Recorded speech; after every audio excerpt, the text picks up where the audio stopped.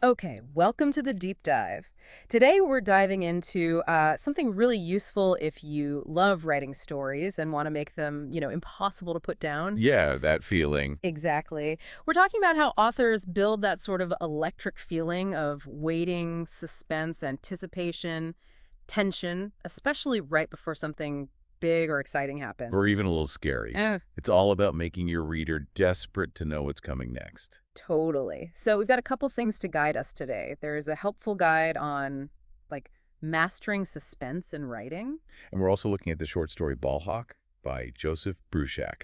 It's got some great examples we can pull from. Yeah, it really does. So the goal here is pretty simple. Figure out these techniques and show you how you can actually use them, whether it's for a personal story or something totally fictional. And understanding this stuff is, well, it's key because suspense isn't just for thrillers. Right. It's really about making the reader care more, Mm. making them feel invested in the characters and what's happening. It's that leaning forward feeling, needing to turn the page. Exactly, like you're holding your breath right there with the characters. Yeah. Okay, so should we dig into the first technique? Let's do it. What's the first way authors build this anticipation?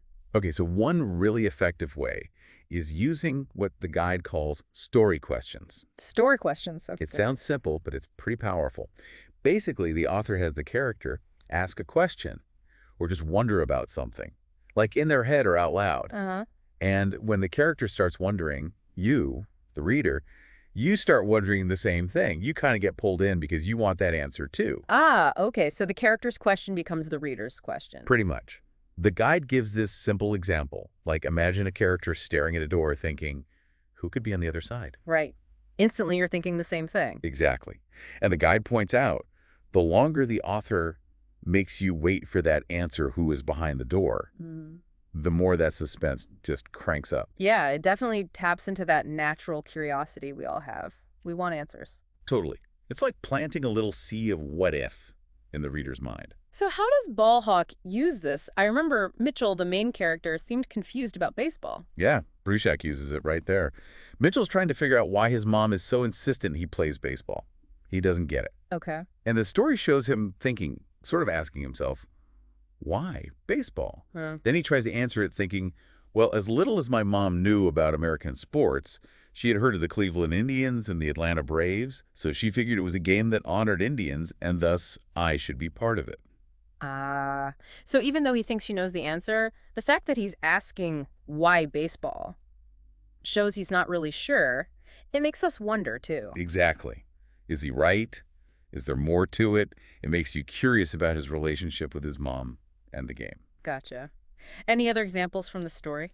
There's another bit when he's talking to Uncle Tommy, and it's getting kind of tense. Mitchell thinks, he really wasn't going to let go of this, was he? Ooh, yeah. That internal question. Right. It shows Mitchell feels stuck, maybe a little bit doomed about the conversation, and it makes you, the reader, feel that tension too. You wonder where this chat is headed. So, for someone listening, a practical way to use this, just have your character ask a question. Pretty much. Think about a big moment coming up in your story.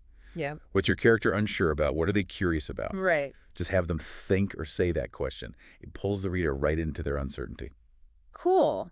Okay, moving on. This next one sounds interesting. It's about how you describe things. Yeah, this technique is called word reference. Word reference. Okay. The idea here is you describe something, or maybe someone, without immediately saying what or who it is. You use words that refer to it, maybe describe how it looks or feels, but you hold back the actual name for a bit. So, like being a bit mysterious on purpose. Exactly. It keeps the reader guessing, builds that curiosity. The guide gives an example like, a shadow loomed in the distance. Instead of just saying, a monster appeared. Right, a shadow makes your brain start working. What kind of shadow? What's casting it? You're already engaged, trying to figure it out. And the guide mentioned another benefit too, right? Something about repetition. Oh, yeah, that's a good point. Yeah. Using reference like saying it, the creature, the figure, or describing features instead of just the noun helps you avoid saying the same word over and over. Right, like saying the dog, the dog, the dog. You could say the animal, the furry shape, it. Exactly.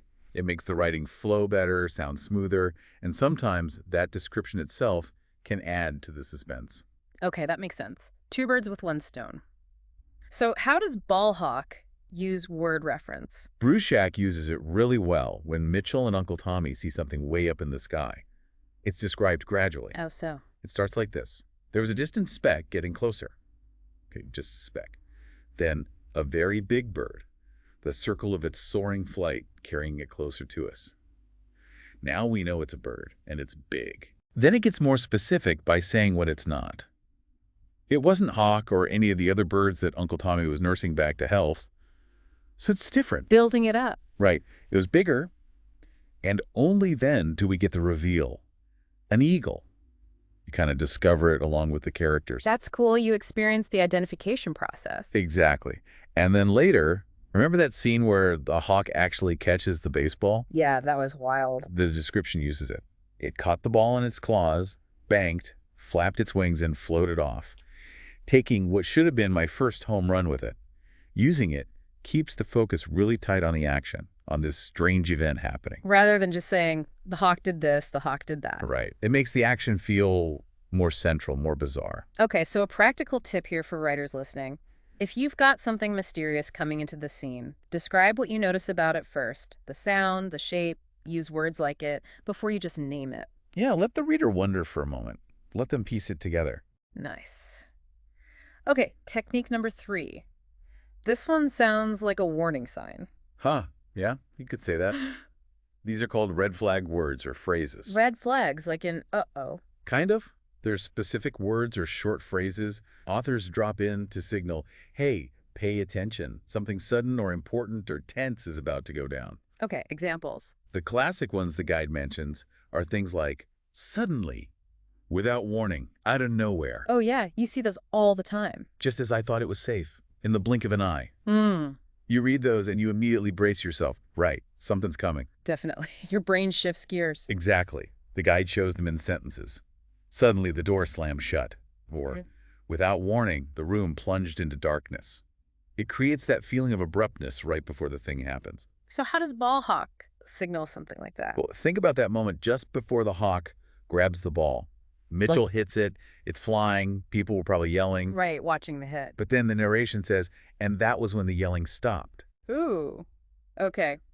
That's a definite pause moment. Yeah, that phrase, and that was when, ooh, especially combined with something weird like everyone stopping yelling at once, it's a signal. Something significant is happening right now. It breaks the flow and makes you focus. It makes you think, wait, why did they stop? You lean in. Exactly. And another, maybe slightly different example is when Mitchell's at bat and the pitcher tries to mess with him. Yeah, the easy out guy. Right.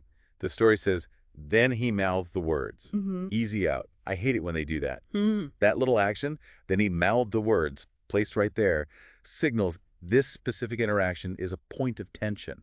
It builds anticipation for the pitch itself. So it's not always suddenly, Yeah. but a phrase that marks a distinct shift or focus. Precisely. So the tip for using these, Yeah. sprinkle them in right before a moment you want to feel sudden or extra impactful. But don't overdo it. Definitely don't overdo it.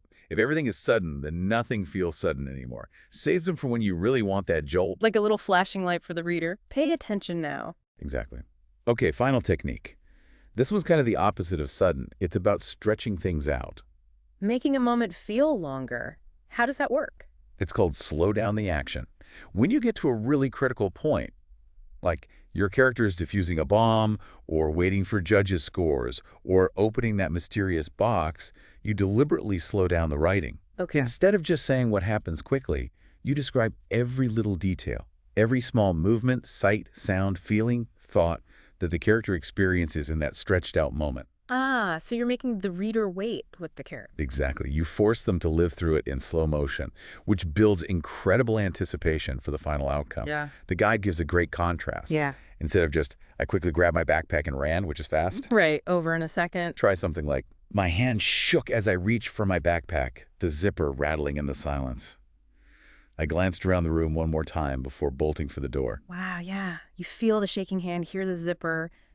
It totally draws out the tension. You're in the moment, feeling the fear build before the running even starts. That's a huge difference. So how does Ballhawk slow things down? Bruchac does this brilliantly, right before Mitchell's big hit, the one that Hawk intercepts. He details all the little things Mitchell does before the pitch. Like what? It says, I wiped my hands on my knees, knocked imaginary dirt off my cleats. Little nervous actions. Then an internal thought. 19, I thought. Then noticing the pitcher. The Hurleytown pitcher smiled. all the pictures. Did that. Uh-huh. Building the scene. Then the picture's action. Then he mouthed the words, easy out, and Mitchell's reaction. I hate it when they do that. Okay, so all those tiny details, wiping hands, knocking dirt, the thought, the smile, the words, the annoyance, happen in just a few seconds. But describing them all makes the moment feel really long and loaded with pressure. Exactly. You feel the weight of that at bat before the ball is even thrown. It stretches out the tension beautifully. So the practical tip here is, when you hit a really key moment, pause. Don't rush. Think about all the senses. What does the character see, hear, feel physically? What thoughts are racing through their head? Write those details down. Make the reader wait. Make them experience that stretched out second or minute right alongside your character. That seems really powerful. Okay, so let's wrap this up. We've looked at 4 pretty cool ways writers build suspense and anticipation. Yeah, 4 tools for your writer's toolbox. Mm-hmm. We have story questions, making the reader wonder along with the character. Uh-huh. Then word reference, describing something mysteriously before naming it, builds curiosity, helps the flow. Right.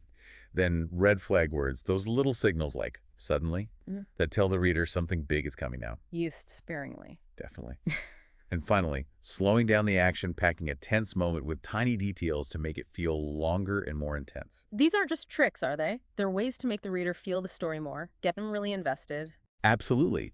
It's about controlling the reader's experience, making them feel that tension and anticipation you want them to feel. So for everyone listening, think about a story you're writing. Maybe there's a scene where a character is about to open a door they're scared of, or give a speech, or face a challenge. Yeah, pick a big moment.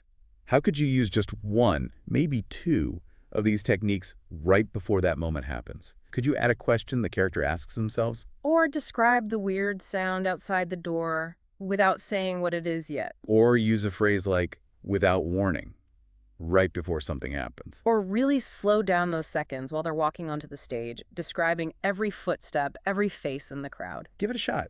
See how even a small change using one of these ideas can make your writing more gripping. It really can make readers lean in and just need to know what happens next. So maybe a final thought for you to chew on as you go work on your own stories. Out of these 4 techniques, story questions, word reference, red flags, slowing down action, which one feels like the most exciting one for you to try first? Or are you the easiest one to start with?